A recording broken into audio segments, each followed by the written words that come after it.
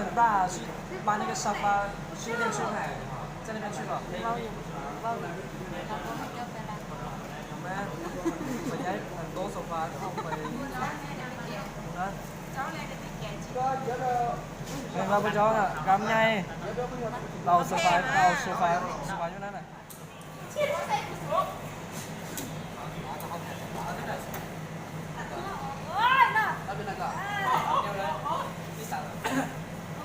我觉得哈，最有韵味的。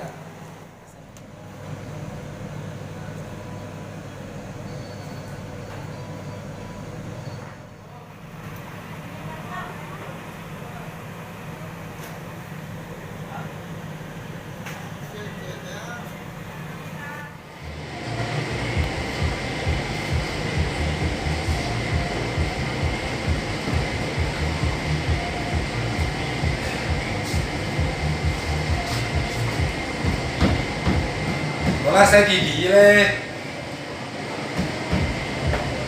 这外有多难关嘛？这外多难关，免了晒地皮。